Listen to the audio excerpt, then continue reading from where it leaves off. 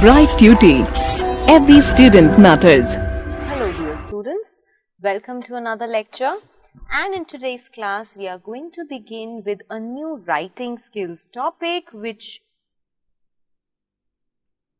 is invitations.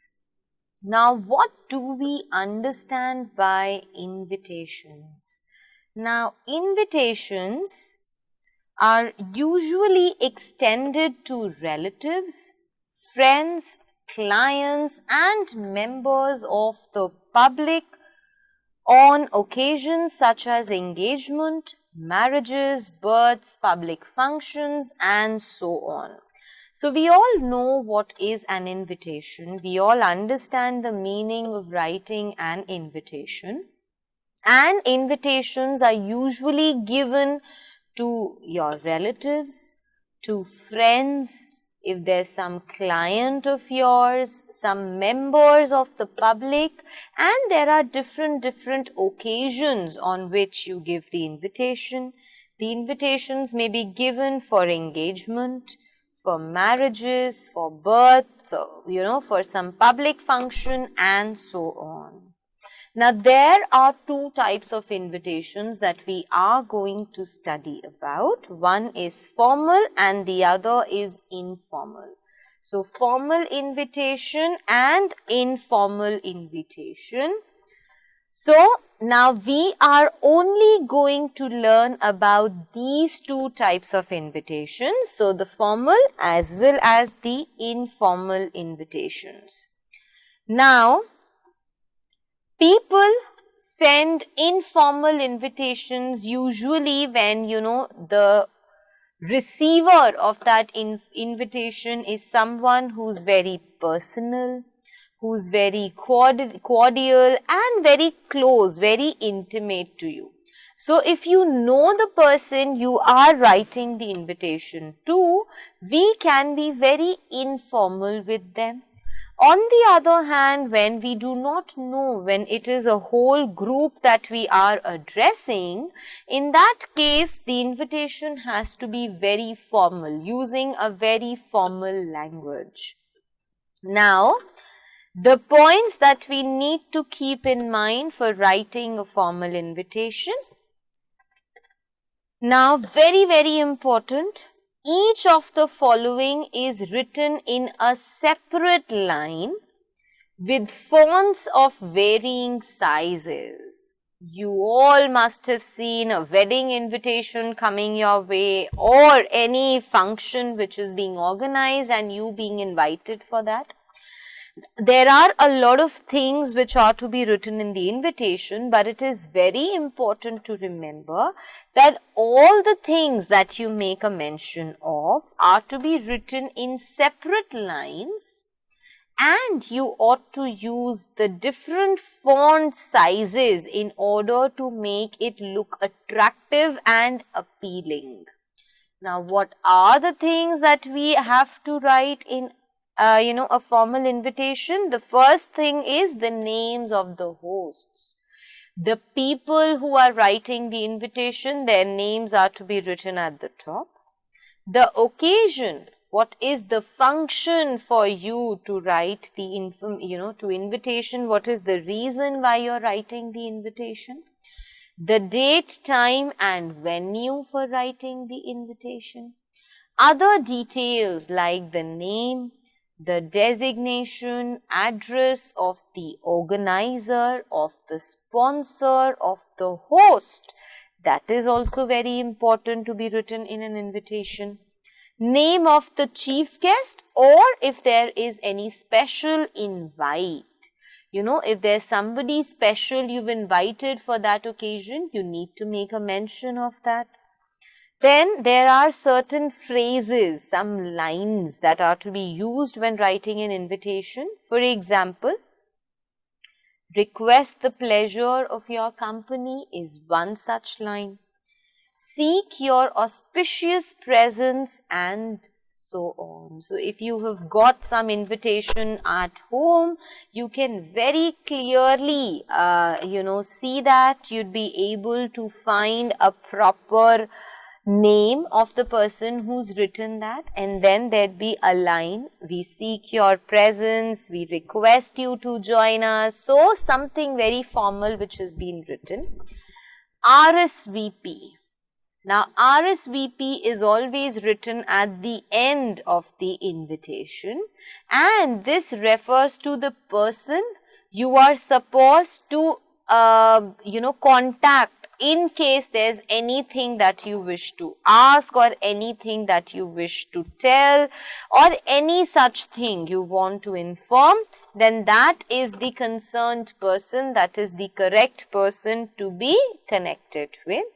So the name of a person has to be written, the designation, the position of that person has to be written, and the telephone number of that person is also supposed to be written below RSVP.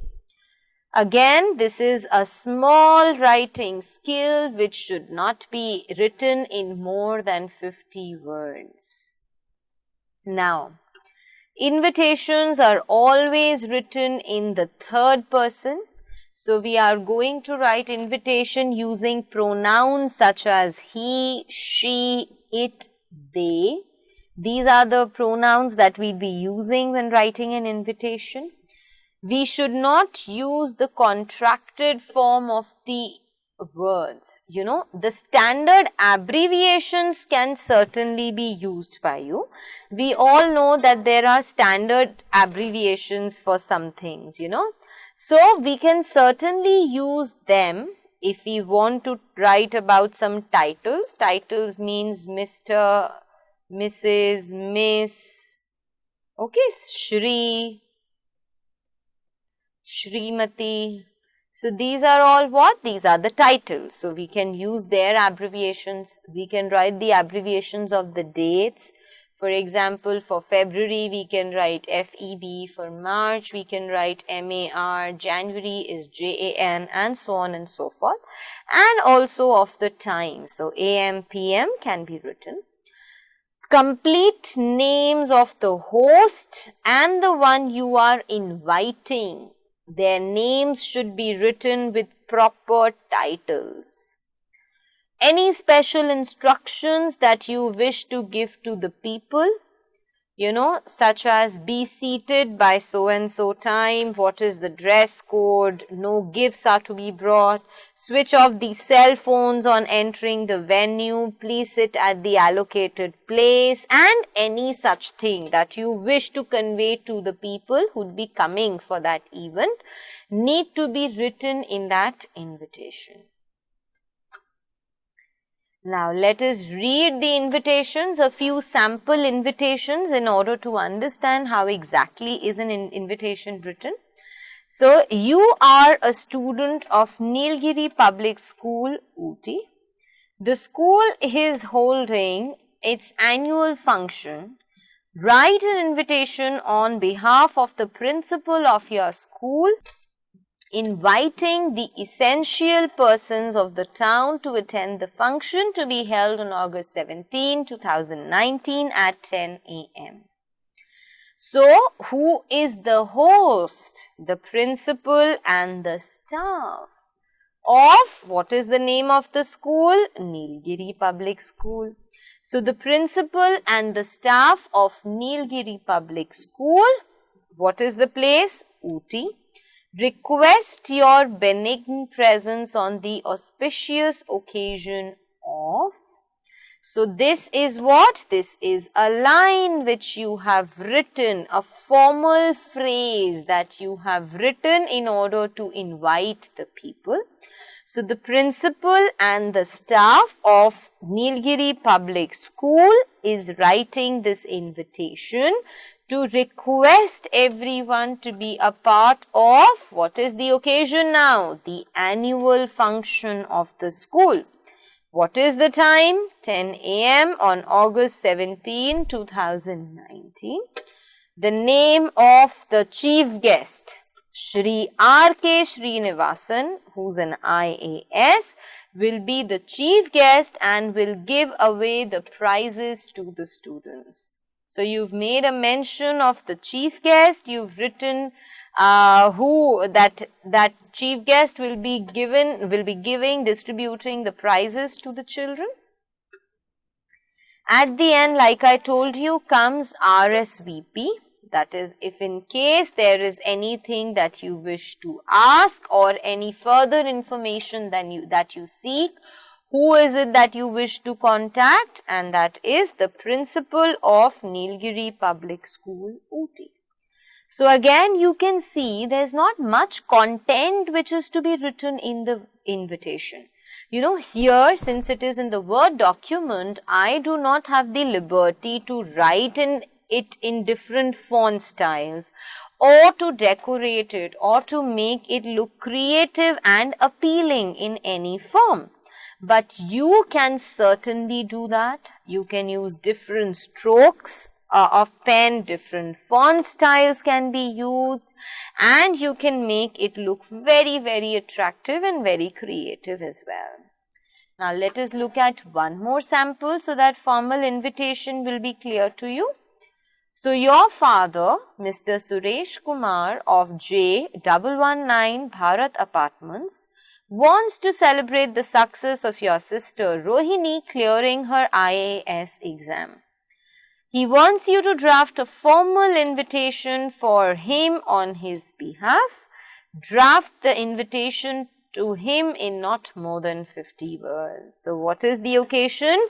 Who is the host? Your father wishes to organize a party because your sister, whose name is Rohini, she's cleared her IAS exams, and thus your father wishes to celebrate that. So, the host here is Mrs. and Mr. Suresh Kumar. Seek your auspicious presence. Again, that formal phrase, that formal one-liner that has to be written by you. Seek your auspicious presence at, what is the occasion? The grand celebration party of their daughter Rohini. And what is the reason for this party? Because she has successfully qualified her IAS exam. Now, what is the date for the party to be held? 8 p.m. on July 1, 2019 at the venue is Celebrations Banquet Hall. The complete address is written to you. RSVP, so if in case there is anything that you wish to ask or convey, what is or who is the one to be written to? Now, the proper address is written of the host, and the mobile numbers are also written of the host so that you may approach him whenever the need be. So, as you can see, it is something which is very short and precise again. Not much is to be written. You just need to remember that writing the name of the host, then that formal phrase that you have to write, seek your auspicious presence, seek your auspicious company, and so on and so forth has to be written. What is the occasion why you are writing this invitation? The date, time and venue of the event that you are mentioning, and at the end comes RSVP, that is, who is the one to be contacted in case of any information. So, this is how a formal invitation is drafted. Now, let us see how do we write an informal invitation. Now, informal invitations are just like letters, informal letters, okay. Now, like I told you, they are written in a letter format, just the way we write an informal letter, we write an informal invitation also. These letters, these informal invitations are very persuasive in nature. Persuasive means convincing. Since you write an informal invitation to someone you know very well, somebody who's very close to you, you can obviously force that person or convince that person to attend whatever event or whatever occasion you are inviting him or her to. It is always written in the first person. So, first person means using the pronoun I and we. So you're always going to write the informal invitation using I and we. The tone, the language of writing that invitation has to be very simple, very cheerful, and very positive as well. You have to write the salutation, that is dear is to be used, followed by the name of the person you are writing the invitation to. Complimentary close means what is to be written at the end? Yours sincerely. As you can see, now this is one common error which the students usually make. We never put an apostrophe after your. Okay, so yours will never have an apostrophe. So yours sincerely.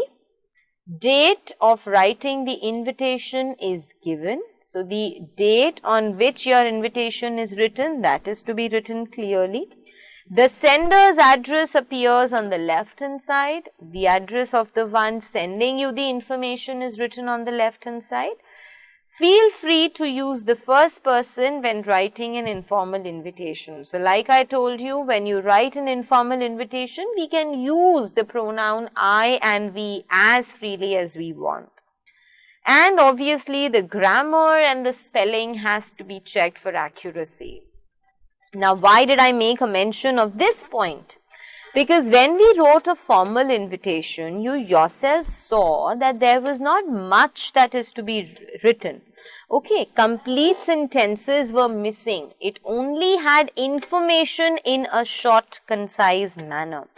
But when we come to an informal invitation, since it is written in the form of an informal letter, therefore the sentences will be big. The sentences will be detailed and the grammar of it has to be taken care of. Now let us go through some sample invitations. Okay.